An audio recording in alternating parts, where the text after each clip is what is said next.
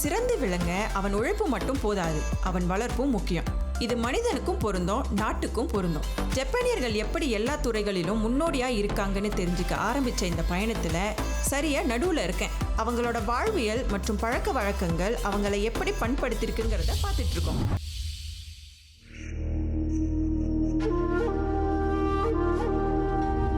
எண்ணங்கள் தேங்கி நிற்கும் போது கண்கள் புதுமையை தேடும். பார்வைக்கு பாதை புலப்படும் போது பயணங்கள் உருவாகும். அப்படி உருவாகும் பயணம் நமக்கு தீரா சிநேகத்தை தரும்.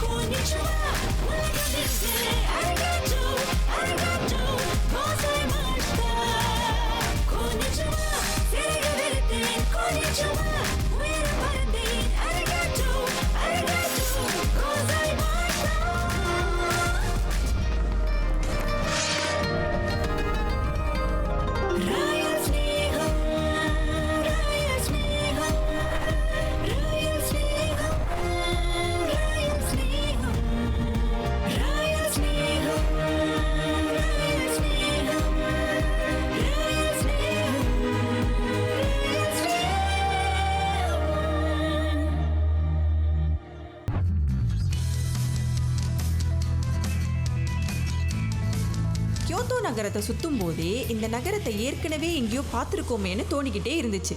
அது ஒன்றும் இல்லை, ஜில்லா படத்துல கண்டாங்கி பாட்டை இந்த நகரத்துல தான் சுத்தி சுத்தி எடுத்திருப்பாங்க.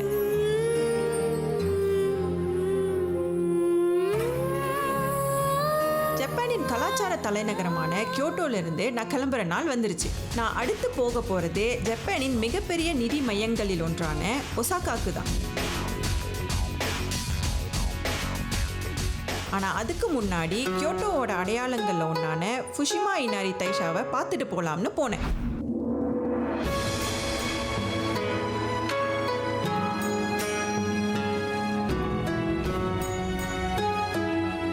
இப்போ நான் கியோட்டோவில் இருக்கிற ஃபுஷிமா இனாரி தைஷாங்கிற ஷ்ரைனில் தான் இருக்கேன். இங்கே இனாரிங்கிற காமியை தான் மக்கள் வணங்குறாங்க.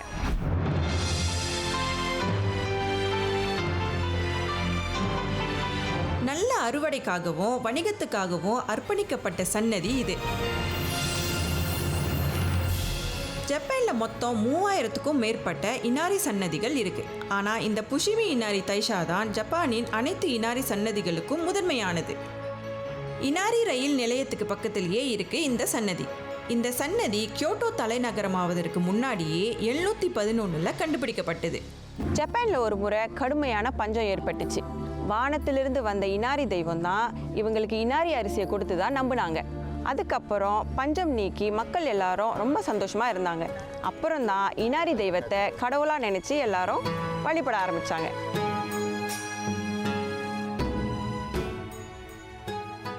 ஆரம்பத்தில் இனாரி மலைக்கு மேலே இருந்த இந்த கோவிலை 812 குக்காய் என்ற துறவி இப்போ இருக்கிற இடத்துக்கு எடுத்துட்டு வந்தார். இனாரி தெய்வங்களின் தூதர்களா பார்க்கப்படும் மிருகம் நரி. அதனால இந்த சன்னதி முழுக்க பல நரி சிலைகளை பார்க்க முடியும். அதுலேயும் பெரும்பாலும் அதோட வாயில ஒரு சாவியை வச்சிருக்கிற மாதிரி இருக்கும். அது நரிகள் அரிசி தானிய களஞ்சியத்தோட பாதுகாவலர்கள் என்பதை குறிக்குது. இந்த சன்னதியோட சிறப்பே இனாரி மலைக்கு மேலே போகிற 233 மீட்டர் நீளமுள்ள பாதையில் இருக்கும் 10,000க்கும் மேற்பட்ட டோரி வாசல்கள் தான். எல்லா ஷின்டோ ஷ்ரைன்ஸ்லையும் இந்த டோரி கேட்ஸை பார்க்கலாம். கடவுள் இந்த டோரி கேட்ஸ் வழியாக தான் வராங்கங்கிறது இவங்களோட நம்பிக்கை. கீழே இருக்கிற கோவில்ல இருந்து மேலே இருக்கிற புனிதமான இனாரி மலை வரைக்கும் ஆயிரக்கணக்கான டோரி கேட்ஸ் அமைச்சிருக்காங்க. இதுக்கு அர்த்தம் ஷின்டோ டோரி. ஒவ்வொரு டோரி வாசலும் நன்கொடையா கொடுக்கப்பட்டது. வாயிலுக்கு பின்னாடி அதை பத்தின குறிப்பு இருக்கும். ஒரு வாயிலின் விலை அதோட அளவை பொறுத்து மாறுபடும். இலக்கியம், ஓவியம், திரைப்படம் உட்பட ஜப்பானிய கலாச்சாரத்தின் பல்வேறு அம்சங்களுக்கு இந்த சன்னதி உத்வேகமாக இருந்திருக்கு. நான் போனது வார நாளா இருந்தாலும் ஏகப்பட்ட பேர் இருந்தாங்க. இப்போ யோசிச்சு பாருங்க இது எவ்வளவு பிரபலம்னு. ஃபுஷிமி இனாரி தைஷால இருந்து நான் அடுத்து போனது ஜப்பானோட 3வது பெரிய நகரமான ஒசாகாவுக்கு தான். கியோட்டோல இருந்து ஒசாகாக்கு நான் ஒரு சிறப்பு ரயில்ல தான் போக போறேன். அதோட பெயர் 4 சீசன் ட்ரெயின். ஹன்கியூ ரயில்வே நிறுவனம் வழங்கும் இந்த நவீன ரயிலுக்கு பெயர் கியோ ட்ரெயின் கராக்.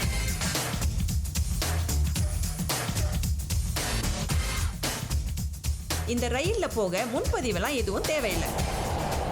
ஜப்பான் ஃபுல்லாக நிறைய ட்ரெயினில் ட்ராவல் பண்ணிக்கிட்டு இருக்கோம். அந்த வகையில் இன்னைக்கு நான் கியோட்டோல இருந்து ஒசாகாவுக்கு போகிற கியோ ட்ரெயின் கராக்கு ட்ரெயினில் தான் இப்போ நான் ட்ராவல் பண்ணிக்கிட்டு இருக்கேன். இந்த ட்ரெயினை கியோட்டோவில் இருக்கிற ஒவ்வொரு சீசனுக்கு ஏற்ற மாதிரி எலிகண்டாக டிசைன் பண்ணி வச்சுருக்காங்க.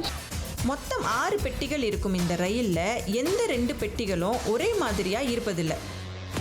முதல் பெட்டியில இலையுதிர் காலம், 2ஆம் பெட்டியில குளிர்காலம், 3வது பெட்டியில வசந்த காலம்னு உன்னிப்பாக கவனிச்சோம்னா ஒவ்வொன்றுத்துலேயும் வெவ்வேறு பருவகாலம் மற்றும் தாவரவியல் மாற்றத்தை பார்க்க முடியும். இந்த கம்பார்ட்மெண்ட் ஆட்டம் சீசனை குறிக்குது. அதனால தான் இங்கே மேப்பிள் லீஃப் வச்சு குஷனை டிசைன் பண்ணியிருக்காங்க. அதோட சேர்த்து டட்டாமியோட மேட்டையும் வச்சு இந்த சீட்டை டிசைன் பண்ணியிருக்காங்க. மரஜன்னல் ஃப்ரேம்கள், இருக்கை பகுதிகளுக்கான டட்டாமி பாய்கள், பெட்டிகளுக்கு இடையே நோரன் திரைச்சீலைகள்னு அவ்வளவு நேர்த்தியாக இருந்துச்சு. இப்போ நாம் இருக்கிற இந்த செகண்ட் கம்பார்ட்மெண்ட் வின்டர் சீசனை குறிக்குது. உள்ளேருந்து வெளியே பார்த்தாக்கா ஸ்னோ ஃபால்ஸ்லாம் அழகாக தெரியும்ல, அதுக்காக தான் இந்த விண்டோஸ்லாம் இந்த மாதிரி அழகாக செட் பண்ணி வச்சுருக்காங்க. அது மட்டும் இல்லாமல் நம்ம ஏற்கனவே போனோம்ல ஜப்பனீஸ் ட்ரை கார்டனை பார்த்த மாதிரி இங்கே அதே மாதிரி ஒரு சின்னதாக ஒரு கார்டனை செஞ்சு வச்சுருக்காங்க.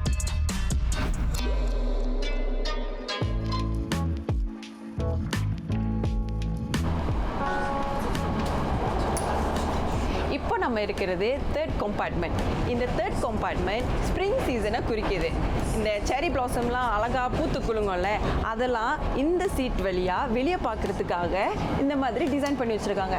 அது மட்டும் இல்லாமல் இந்த சீட்ஸ் எல்லாம் கூட செரி பிளாசம் தான் வச்சு இங்கே டிசைன் பண்ணியிருக்காங்க. பார்க்குறதுக்கே எவ்வளோ யூனிக்காக இருக்குது பார்த்தீங்களா? வாங்க அடுத்து எந்த சீசனை போய் பார்க்கலாம்.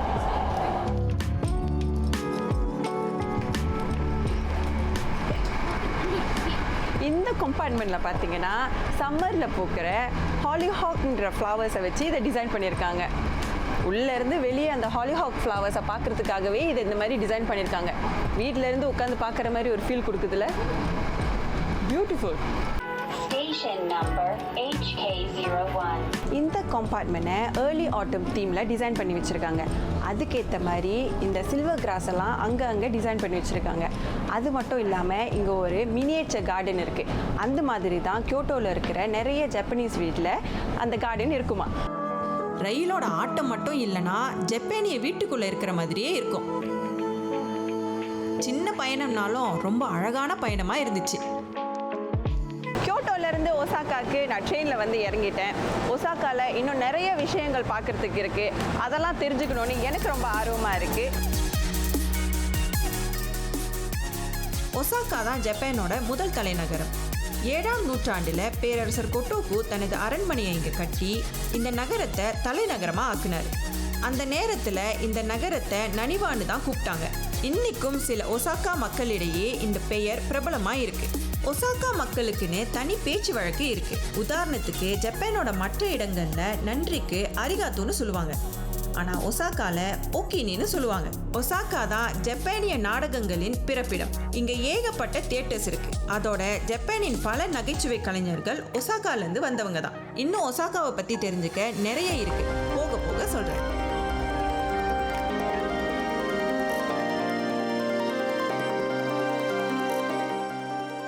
ஒசாகால நம்பா அப்படிங்கிற இடத்துல தான் என்னோட ஹோட்டல் இருக்கு.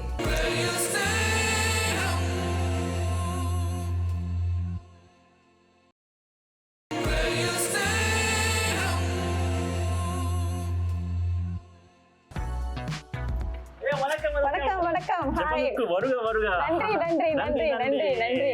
உங்களை பார்த்ததில் மிக்க மகிழ்ச்சி. ஓ நன்றி நன்றி. பாருங்க ஜப்பான்ல வேட்டி சட்டை போட்டுக்கிட்டு ஒருத்தர் தமிழ்ல நம்ம கிட்ட பேசிட்டு இருக்காரு. அதுலயும் நம்ம ரஜினி சூப்பர் ஸ்டார் அவரோட ஃபுல் இமேஜ் இருக்கிற மாதிரி ஒரு ட்ரெயின்ல தான் இப்ப நம்ம டிராவல் பண்ண போறோம். வாங்க.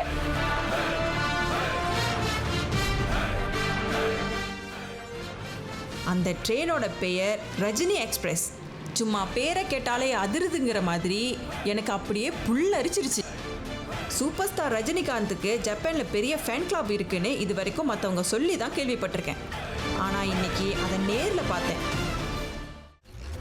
வண்டிக்குள்ளே போய் பார்த்தா முழுக்க முழுக்க ரஜினி புகைப்படங்கள் தான். பாஷாவில் தொடங்கி கூலி வரைக்கும் ரஜினியோட பல்வேறு சுவரொட்டிகள் ரயில் உள்ள இருந்துச்சு.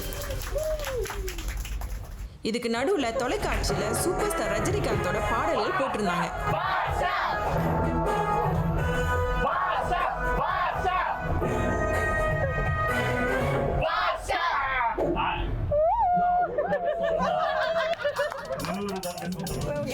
இந்த ட்ரெயின் இந்த கான்செப்டை நீங்க எப்ப ஆரம்பிச்சீங்க? 20 வருஷத்துக்கு முன்னாடில இருந்தே இந்த ரசிகர் மன்றம். 20 வருஷம் முன்னாடில இருந்தே இந்த ரசிகர் மன்றம் இங்க இருக்காங்களாம். Super super. இதை பார்க்கும்போது ரொம்ப சந்தோஷமா இருக்கு. ரஜினிக்கு இந்த மாதிரி ஒரு கிளப் வச்சிருக்கீங்க அப்படின்னு. ஸோ நான் இப்போ ஒரு அர்த்தத்தையா போயிட்டு சில கேள்வி கேட்க போறேன். அவங்களுக்குலாம் எல்லாமே தெரியுமா? படத்தோட டயலாக்ஸ் எல்லாமே தெரியுமா? பாஷா இவரே இப்படி பேசுறாரு. இந்த ரசிகர்களை இன்னும் என்னென்ன பேச போறாங்க தெரியல. வாங்க அவங்க கிட்ட போய் இன்டராக்ட் பண்ணிட்டு பார்ப்போம். What other songs do you like? Mutu. So Mutu no Mutuが好きかな。Kulwa Lili. Mutu Bandalo. You like that song? Yes. I love this song. Hi. உங்க பேர் என்ன? Nana. Nana. உங்க பேர் Nana. Okay. Do you know any favorite dialogue of Talivers? Do you know? Very short one. Short one. Okay. You can try. Peta Prak. Pete Parang. Super. Do you have any Rajini collection? I am graphic designer and I create some fan art and Rajini books, Rajini caricature, I draw many Rajini art. Oh, so you're a graphic designer. Yeah. This is what you created? Yeah. This one you created? Raji, I mean, you're a graphic designer. இவர் தான் இந்த விஷயத்தை create பண்ணிருக்காருப்பா. எவ்வளவு சூப்பரா இருக்கு பாருங்களேன். Very good, very nice. Thank you. ஒவ்வொரு ரஜினி பட வெளியீட்டுக்கும் இவங்க எல்லாரும் ஒன்று சேருவாங்களாம். இப்போ கூலி ட்ரெயிலர் ரிலீஸ்க்காக எல்லாரும் ஒன்று சேர்ந்திருக்காங்க. ただいま171タイトルがクーリーに決定いたしました。ではこの2つのお祝い今日は今度あったも一歩リルンダーランド。 ஒவ்வொருத்தரும் ஒரு ரஜினி கதாபாத்திரமாவே இருந்தாங்க.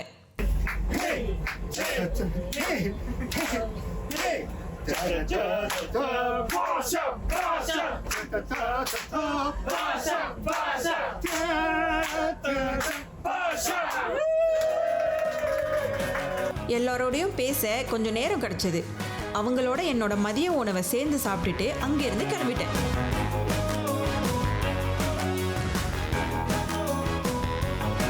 ஜப்பான்ல தலைவருக்கு இவ்வளோ பெரிய ஃபேன் இருப்பாங்க நான் கொஞ்சம் கூட நினச்சி பார்க்கல. தமிழர் இல்லைங்க, ஜாப்பனீஸ் தலைவருக்கு இவ்வளோ பெரிய ஃபேனாக இருக்காங்க.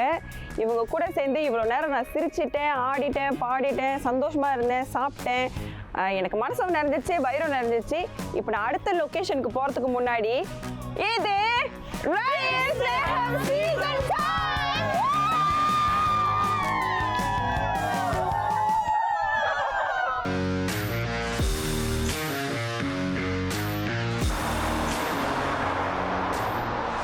ஜப்பான்ல சாமுரைஸ் மாதிரி நிஞ்சாக்களும் ரொம்ப ஃபேமஸ். இவங்க சாமுரைஸ் மாதிரி நேருக்கு நேர் நின்று சண்டை போட மாட்டாங்க. எதிரிகளை ஆச்சரியத்தில் ஆழ்த்துவதிலும் ஏமாற்றி போலி தந்திரங்களை கையாள்வதிலும் நிஞ்சாஸ் கை தேர்ந்தவர்கள்.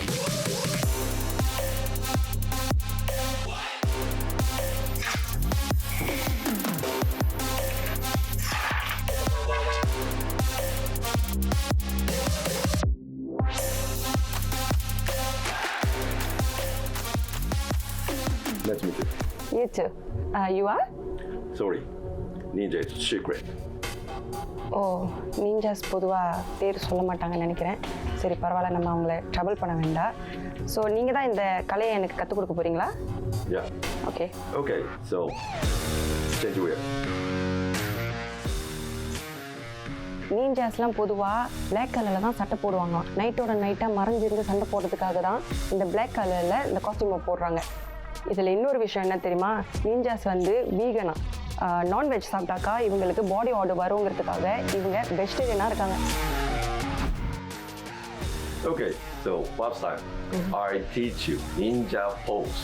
Ninja pose. Yes. அந்த பெரியவர் ஒரு நிஞ்சா. அவர் எனக்கு நிஞ்சாஸோட அடிப்படை பாடங்களை சொல்லி கொடுத்தாரு. சாமுராய் போலவே பாரம்பரிய நிஞ்சா பயிற்சியும் பிறப்பிலிருந்தே தொடங்குது. This is basic ninja pose. Basic ninja pose. Yes, right. So this means ninja, no fighting. No fighting. Yes, right. சண்டையை தவிர கஷ்டமான சூழ்நிலையில எப்படி உயிர் வாழ்வது, தாவரங்களை வச்சு எப்படி விஷம் தயாரிப்பதுன்னு பல பயிற்சிகள் நிஞ்சாஸ்க்கு வழங்கப்படுது. அதை நிஞ்சுட்சுன்னு சொல்றாங்க.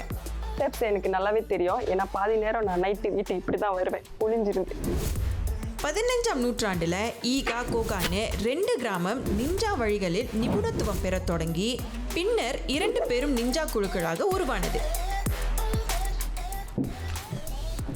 This is real ninja's weapon. Oh weapon. You know. இந்த ஸ்மால் பீஸ் தான் வெப்பனா? So this is ninja's trap. Ninja scatter like this. Okay.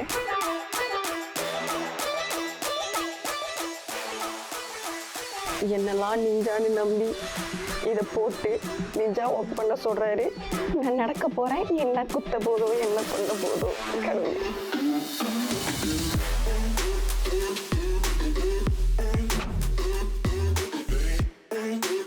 Next, how to use sword lesson. Okay. Step 2. இப்போ கத்தி சண்டை போட போகிறோம். This one original or duplicate? This is not real. Okay, I'm safe.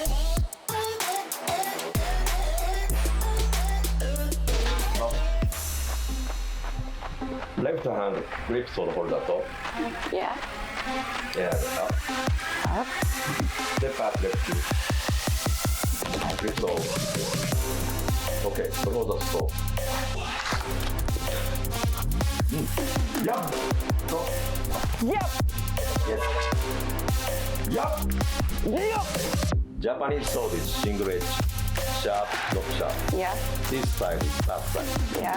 Ninjas எப்படி நடக்கணும்னோ, கத்தி சுத்தணும்னோ, ninja ஆயுதங்களை எப்படி பயன்படுத்தணும்னு சொல்லி கொடுத்தாரு. Next, last training. We use this one. Okay. So, Japanese say, shuriken. ஷுரிகே. Yes, right. Real one, all painted poison. Okay. Target email.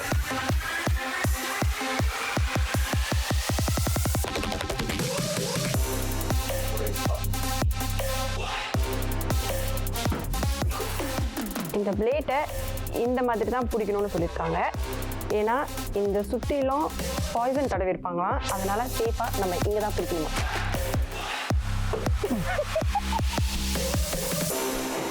இல்லை இல்லை, training பத்தல, வருவேன் மறுபடியும். ஓகே.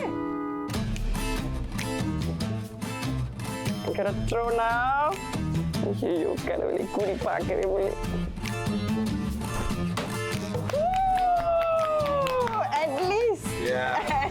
Nice control. பாத்தீங்களா, ஒரு 2வது ட்ரைனிங்லேயே அடிச்சிட்டேன். இந்த இடம் தான் பெரிய ஞானம். மனசை தேத்திக்கங்க, பயந்துறாதீங்க. இப்போ நான் நிஞ்சாவா மாறிட்டேன். இது எதுக்கு தெரியுமா? நிஞ்சாஸ் இப்படி தான் காற்று எந்த பக்கம் இருந்து வருதுன்னு கண்டுபிடிப்பாங்க.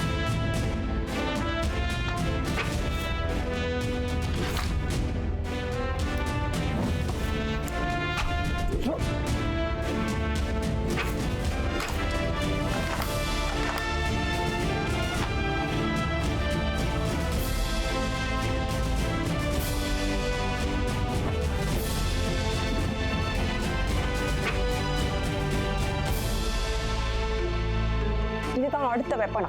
இதை நான் எப்படி யூஸ் பண்றதுன்னு சொல்லி காட்டுறேன். இது இப்படி பிடிச்சி இப்படி அடிக்கணும். அம்மா எப்படி த்ரோ பண்ணுவாங்க?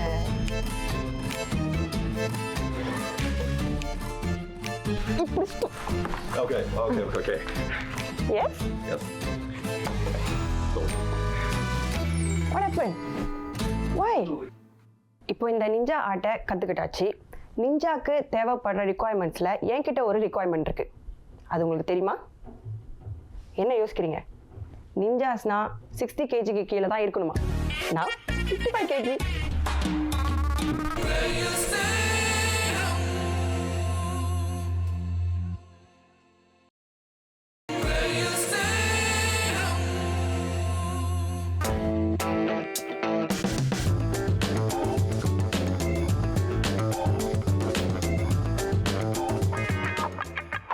இதுதான் ஷின்சாய் பாஷி ஷாப்பிங் ஸ்ட்ரீட். இது ஒசாகாவோட மெயின் ஷாப்பிங் ஸ்ட்ரீட்.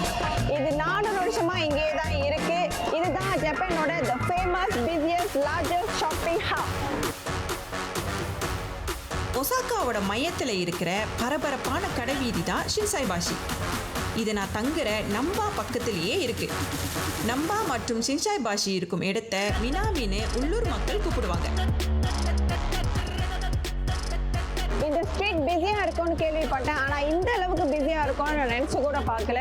நிறைய கடைகள், சாப்பாடு, துணி, பேக்ஸ், அந்த மாதிரி நிறைய கடைகள் இங்கே இருக்குது. கண்ணுக்கு எண்ண தூரம் வரைக்குமே நிறைய கடைகள் இருக்குது. எனக்கு தேவையான விஷயங்களை நான் வாங்க போகிறேன். நீங்களும் என் கூட வாங்க. இன்னைக்கு இளைஞர்கள் கூடும் நவீன மையமாக இருக்கும் ஷின்சாய் பாஷி ஆரம்பத்தில் நகாஹோரி கால்வாய் மேல் இருக்கும் ஒரு மரப்பாலமாக தான் இருந்துச்சு. அதுக்கப்புறம் இரும்பு பாலமாக மாறி 1964 இப்படி ஒரு கான்கிரீட் தெருவாக இருக்குது. இங்கே நிறைய ட்ரெஸ்ஸஸ், ப்ளவுஸ், கேப், பேக்ஸ்னு நிறைய இருக்குது. நம்மளோட விலைக்கும் இங்கேயும் என்ன டிஃப்ரென்ஸ் அப்படின்னு பார்க்கலாம். பட் ஆனால் இங்கே நிறைய விஷயம் வந்து டிஸ்கவுண்டில் போட்டிருக்காங்க. ஸோ மேபி நம்மளோட விலைக்கு கொஞ்சம் குறைவாக தான் இருக்கும்னு நினைக்கிறேன். சட்டை நல்லா இருக்குது. 580 மீட்டர் நீளமுள்ள இந்த தெருவில் எப்போதும் கூட்டம் இருந்துக்கிட்டே இருக்கும். துணிமணிகள் முதல் விதவிதமான உணவுகள் வரை எல்லாமே இங்கே கிடைக்கும். அங்கே சூடாக ஒரு கடையில் டாட் போட்டுட்டு இருந்தாங்க. இந்த தெருவில் இந்த டாட் கடை ரொம்ப பிரபலம். இங்கே ஒரு வித டாட்ஸ் இல்லை, பலவித டாட்ஸ் இருக்குது. டிஃப்ரெண்ட் ஃப்ளேவரில் இருக்குது. ஸோ நான் இதில் டிஃப்ரெண்ட் ஃப்ளேவரை வாங்கி ட்ரை பண்ண போகிறேன். அப்பாடா, பயங்கர கூட்டமாக இருந்துச்சு. இப்போதான் எனக்கு ஃப்ரீயாக உட்காரத்துக்கு சான்ஸ் கிடைச்சிருக்கு. இந்த சீட்டில் உட்காந்து அப்படியே இந்த சீஸ் சாப்பிட சாப்பிடுறேன். இங்கே பார்த்தீங்கன்னா டிஃப்ரெண்ட் ஃப்ளேவர்ஸில் சீஸ் சாட் இருக்குது. பார்க்குறதுக்கு டிஃப்ரெண்டாக இருக்குது. இது ஒரு மாதிரி சுகரிங் கோட்லாம் போட்டிருக்காங்க. நல்லா இருக்குது பார்க்குறதுக்கு. இது நல்லா வாசமாக இருக்குது. இதை நான் சாப்பிட்டு பார்க்க போகிறேன். உங்கள் பையன் நிற்கிறான். பாய் come here. You want? Take one. It's okay. I give you come. நான் மட்டும் ருசி சாப்பிட்டா அது நல்லா இருக்காது. அதனால தான் அந்த பையனுக்கும் சேர்ந்து கொடுத்தேன். இது உண்மையிலேயே அவ்வளோ நல்லா இருக்குது. சுகர் கோட்டிங் மேலே போட்டிருக்காங்க. இதில் சீஸ் இருக்குது. கீழே அந்த டோவுமே நல்லா ஃபஸ்ட்டியாக அவ்வளோ நல்லா இருக்குது. சூப்பராக இருக்குது. நாங்கள் 2 பேரும் இதை என்ஜாய் பண்ணி சாப்பிட போகிறோம். இப்போ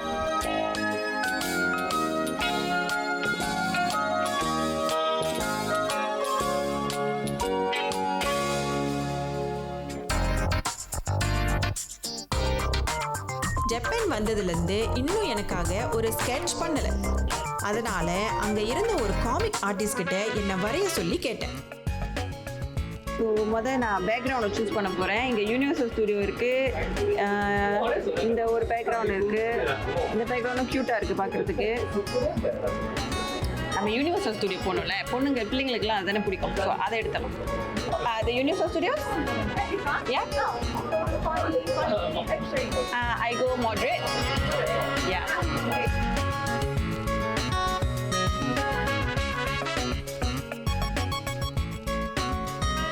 இதுக்கு முன்னாடி எனக்காகன்னு ஒரு போர்ட்ரேட் வரைஞ்சதே கிடையாது. இதுவும் ஒரு புது அனுபவம் தான். என்னையும் என் பொண்ணையும் சேர்த்து வரைஞ்சாங்க. என்னை அப்படியே ஒரு சேரில் உட்கார சொல்லிட்டாங்க. கிட்டத்தட்ட 15 நிமிஷம். எட்டியும் பார்க்க முடியல, என்ன வரைகிறாங்கன்னு தெரியல. அப்படியே உட்காந்துட்டு இருந்தேன்.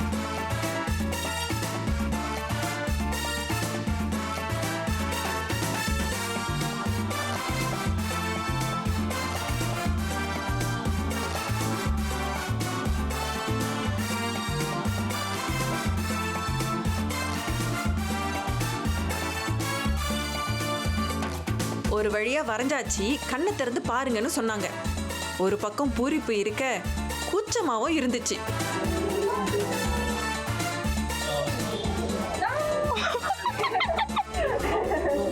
ஐயோ, இது என்ன? என் பேபுக்கும் எனக்கும் நோஸ் இந்த மாதிரி சேமா இருக்கவே இருக்காது. இது பனிலையும் பெரிய பனியா இருக்கு. பட் ஓகே, நான் என் பேபியையும் ஜப்பானுக்கு கூட்டிட்டு வந்துட்டேன். அவங்களும் எங்க கூட வந்து ஜப்பான்ல சுத்தி பார்த்துட்டு இருக்காங்க. ஸோ நாங்கள் 2 பேரும் சேர்ந்து யுனிவர்சல் ஸ்டுடியோஸ் போய் போட்டோ எடுத்துட்டோம். பார்க்க முழுசா என்ன மாதிரி இல்லாட்டியும் இந்த மாதிரி நகைச்சுவை உணர்வோடு வரைவதுதான் comic art. Deep inside the mist of Kingstown, where my blood brother had that. சின்ஷாய் பாஷிலிருந்து அடுத்த இடத்துக்கு போறதுக்கு ஷார்ட்கட் ஏதாவது இருக்கான்னு பார்த்து நின்றுட்டு இருக்கும்போது தான் இந்தியாவில் இருக்கிற மாதிரியே ஒரு ஆட்டோவை பார்த்தேன். Hiya. Hiya. Why sending aro ya? You want auto ya? Yeah, yeah. Come ya. Come here. என்னடா பாஷா பட சீனை ஓட்டுறேன்னு பார்க்குறீங்களா? ஒரு ஃப்ளோவில் போகும்போது இதெல்லாம் கண்டுக்க கூடாது. ஆட்டோவில் அவர்கிட்ட பேசலாம்னு பார்த்தா ஓட்டும் போது பேச முடியாது, இறங்கிட்டு பேசலாம்னு சொன்னார். அதோட வாங்க உங்களை ஒரு நல்ல இடத்துக்கு கூட்டிகிட்டு போகிறேன்னு ஒரு தெருவுக்கு கூட்டிகிட்டு போனார்.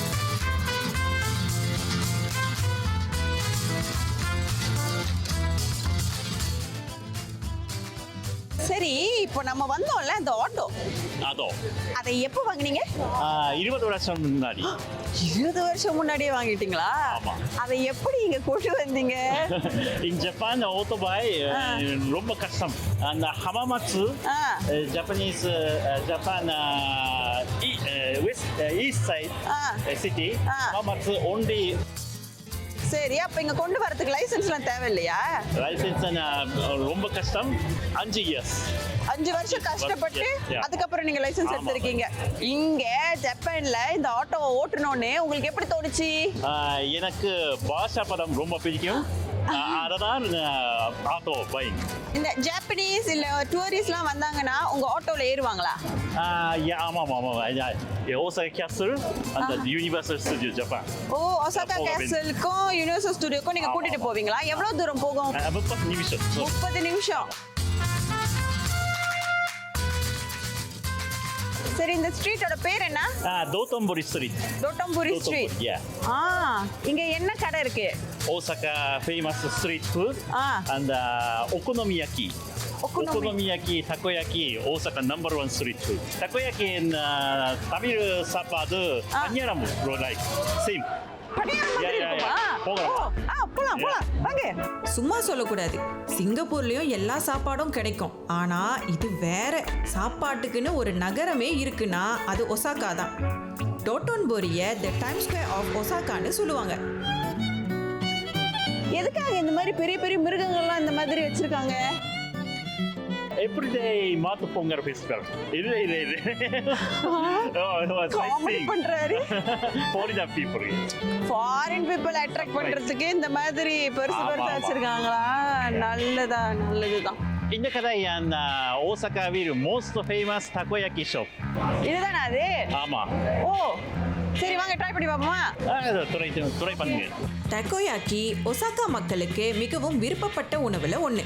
மேலும் நீங்க ஒசாகாவில் இருந்தா அதை கண்டிப்பா சாப்பிடணும். கால்ஃப் பந்து வடிவத்தில் இருக்கும் இந்த உணவை செய்யறது ரொம்ப சுலபம். பணியாரம் செய்யும் தட்டுல டக்கோயாக்கி மாவை ஊத்தி ஒரு சின்ன ஆக்டோபஸ் துண்டை வச்சு அதோட இஞ்சி ஊறுகாயை வச்சு வேக வைக்கணும். 2 புறமும் நல்லா வெந்ததுக்கு அப்புறம் எடுத்து நமக்கு தேவையான சோஸை அது மேல ஊத்தி நோரி மற்றும் பொனிட்டோ தூளை மழை சாரல் மாதிரி மேல தூவணும். அப்புறம் டக்கோயாக்கி தயார். தமிழ் சாப்பாடு பணியாரம். பணியாரம் மாதிரி தான் இருக்கும். ஆனா ஆக்டோபஸ்ல உள்ள இருக்கு. அதை எப்படி சாப்பிடுறது? ட்ரை பண்ணுங்க. நீங்க ஒன்னு எடுத்துக்கிறீங்களா? எடுத்துக்கோங்க. ஷேர் பண்ணி சாப்பிடுங்க. சீக்கிரம் எடுக்கணும். ஓகே. Very hot. இங்க நான் தான் கிங். நாம் வெச்சதான் ரூல்ஸ். இந்த ரூல்ஸ் what? சூடுப்பா. இது ரூல்ஸ், நம்ம வச்சதுதான் ரூல்ஸ். அத அப்படியே சாப்பிடணும். Very hot. 3 times rules. இது எப்படி இருக்கு? நல்லா தான் இருக்கு. நல்லா இருக்கு. ஒருவேளை நான் ஸ்பைசி சாஸ் சூஸ் பண்ணனால தான் நல்லா இருக்குன்னு நினைக்கிறேன். Got other flavors also, right? That flavor sweet. Sweet. Sweet sauce and Japan soy sauce. அப்போ அதுதான் மேட்ரு. நான் வந்து நம்ம ஸ்டைலில் ஸ்பைசியாக கேட்டேன். ஸோ அதனால அவங்க ஸ்பைசி சாஸ் ஊற்றுனாங்க. இதை இப்படி சாப்பிடும்போது நல்லா தான் இருக்கு. Very nice. ஓகே, நன்றி. உணவு பிரியர்கள் இந்த இடத்த கட்டாயம் பார்க்கணும். அவரோட பேசிக்கிட்டே இந்த தெருவை சுத்தினதுல நேரம் போனதே தெரியல. ஃபுட் பேரடைஸ்னு சொல்லிட்டு இவங்களோட பாரம்பரிய உணவை சுவைக்கலனா எப்படி?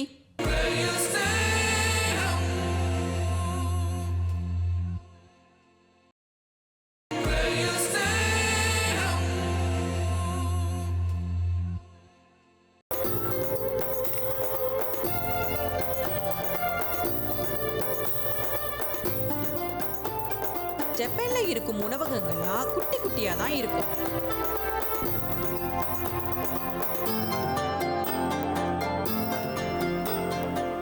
So okonomiyaki is a specialty of Osaka, and it's like kind of like pancake, except that it's a dish. So first we have to cook the seafood. So we will put on the gravy. We have to put the oil. அதானே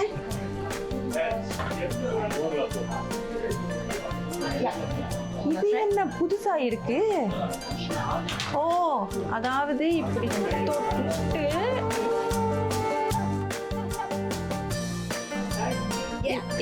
okay. Seafood. Use hands. Yes. கையில் எடுத்து பொரிப்போம். சின்ன சின்ன prawns, அப்புறம் squid, அப்புறம் இதெல்லாம் என்னதுன்னு எனக்கு தெரியல.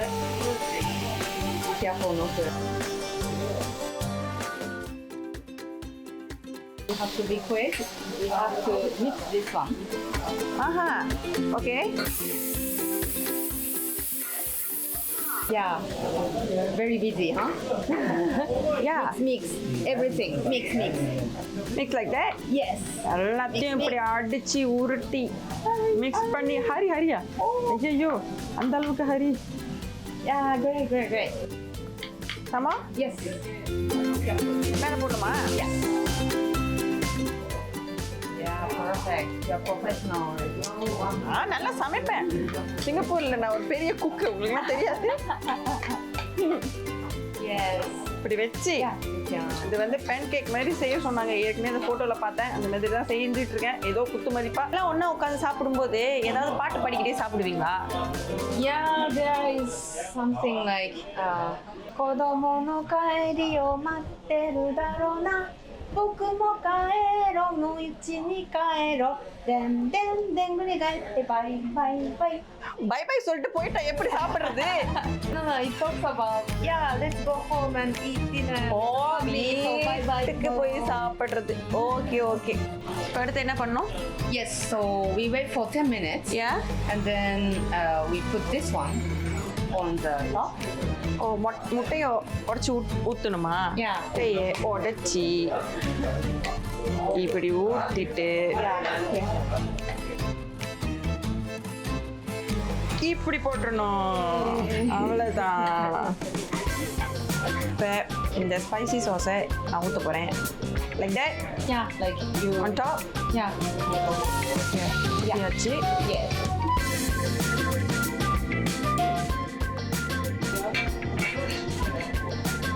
This salt don't have? Huh? Salt all no need to put? No need. Already. Oh, the sauce-லயே salt இருக்கும். Yeah. You put a lot. Osaka style. Osaka ஸ்டைலில் நம்ம சமைச்சிட்டோம். ஒசாக்கா ஸ்டைல்லையே சாப்பிட்டோம், பார்ப்போம். ஓகே? Yeah.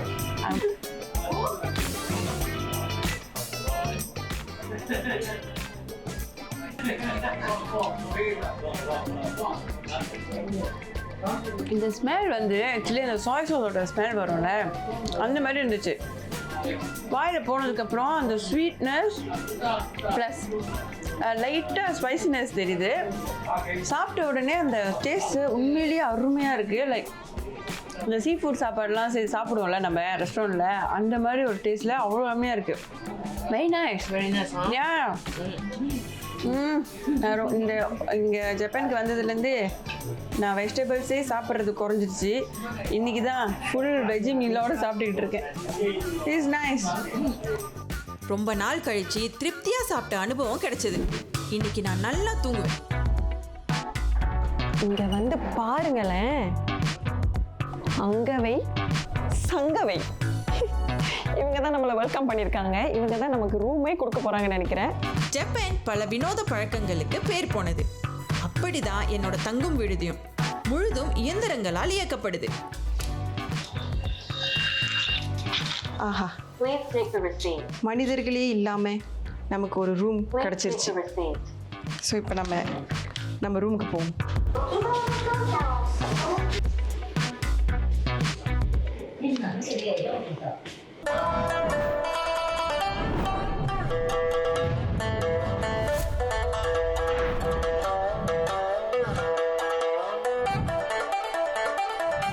இந்த பயணம் ஆரம்பிச்சதுல இருந்தே சரியா உடற்பயிற்சி செய்ய நேரம் கிடைக்கல. அதனால கிடைக்கிற நேரத்துல நடக்கலாம்னு ஒசாகா கோட்டை வளாகத்துக்கு வந்தேன். ஒசாகா கோட்டை ரொம்ப பெருசு. கிட்டத்தட்ட 15 ஏக்கர் நிலப்பரப்புல பூங்கா, அரண்மனை, அகழிகள்னு நிறைய இருக்கு. இந்த கோட்டையோட நுழைவாயில்ல ஒரு வித்தியாசமான இலைகளை கொண்ட மரத்தை பார்த்தேன். ஜப்பான் கைவிசிறி மாதிரியே இருந்துச்சு அந்த இலைகள். இந்த மரத்தோட பேர் ஜிங்கோ. ஜிங்கோ மரங்களை பெரும்பாலும் லிவிங் ஃபாசில்ஸ்னு குறிப்பிடுவாங்க. ஏன்னா இவை 200 மில்லியன் ஆண்டுகள் வரலாற்றை கொண்ட மிக பழமையான மரங்கள். ஜிங்கோ மரங்கள் தான் ஜிங்கோசிய குடும்பத்தில் எஞ்சி இருக்கும் ஒரே மரம். ஏசியாவில் அரசர்கள் இருந்து வாழ்ந்து போன தடயங்களை நம்ம நிறைய இடத்துல பார்க்கலாம். அப்படி ஜப்பான் ஒன்றிணைந்ததுக்கு அப்புறம் கட்டப்பட்டது தான் ஒசாகா காசல். நீங்கள் இன்டர்நெட்டில் ஒசாக்காவில் என்ன ஃபேமஸ்னு தட்டினாலே இந்த ஒசாகா காசலை தான் காட்டும். அதை பார்க்கறதுக்கு தான் இன்னைக்கு நான் வந்திருக்கேன்.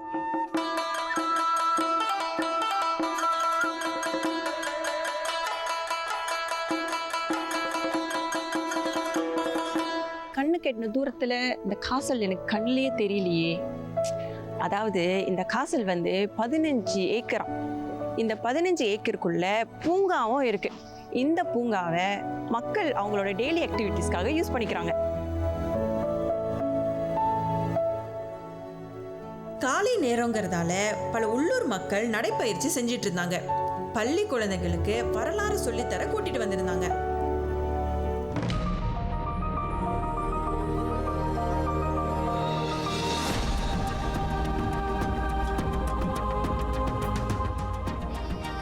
இந்த வெளிப்புற செவுரு அவ்வளவு பெருசு. ஒரு கற்களும் 12 கிலோ இருக்குமா. 5 லட்சத்திலிருந்து 10 லட்சம் கற்களை யூஸ் பண்ணி இந்த வெளிப்புற செவரை கட்டியிருக்காங்க. இந்த கோட்டை சுவர்கள் மட்டுமே 12 கிலோமீட்டர் நீளம். சுமார் 10 லட்சம் பாறைகளை ரோக்கோ மலை மற்றும் அதன் பக்கத்தில் இருக்கும் தீவுகள்ல இருந்து கொண்டு வந்து கட்டியிருக்காங்க. இந்த கோட்டை 64 நிலப்பிரபுகளால் கட்டப்பட்டிருக்கு. அவங்க ஒவ்வொருத்தரோட சின்னங்களும் அந்த பாறையில இருக்கு.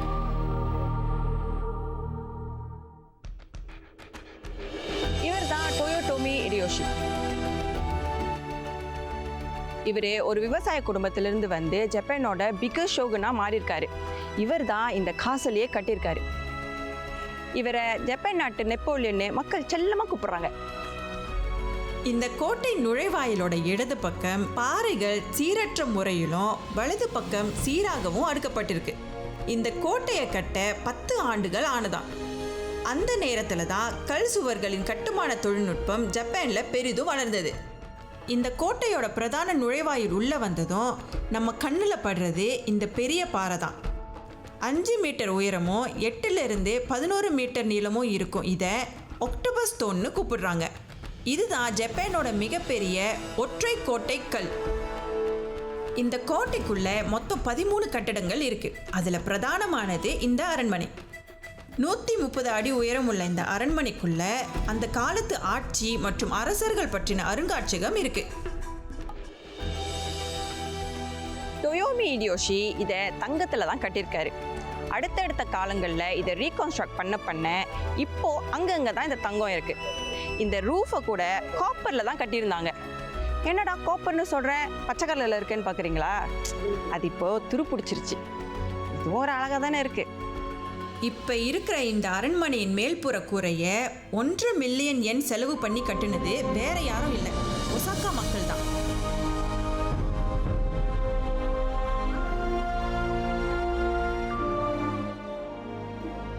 ஏடோ பீரியட்ல ஒசாக்கா இந்த மாதிரி தான் இருந்திருக்கு.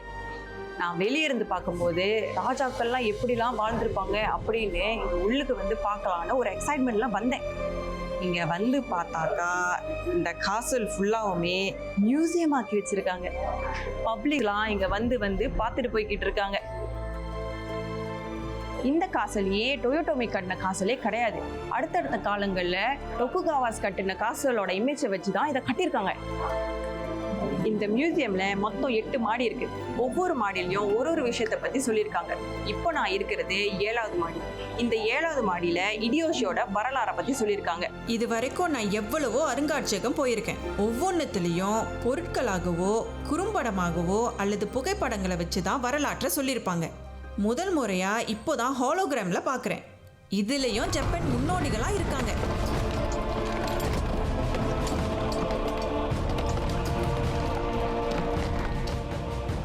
டோகுகாவாஸ்க்கும் டொயோட்டோமிஸ்க்கும் இடையே நடந்த போரை கண் முன்னாடி கொண்டு வரும் விதமாக குதிரையிலிருந்து அரசன் வரைக்கும் எல்லாரையும் பொம்மையாக செஞ்சு வச்சுருந்தாங்க.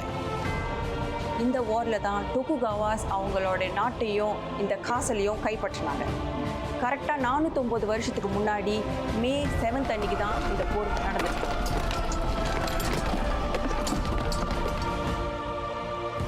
இந்த அருங்காட்சியகத்தில் அந்த காலத்தில் கோட்டை எப்படி இருந்திருக்கோங்கிறத மினியேச்சராக வச்சுருந்தாங்க. ஜப்பான் முழுக்க நான் பார்த்த இன்னொரு விஷயம் ஃபேரி வீல்ஸ்.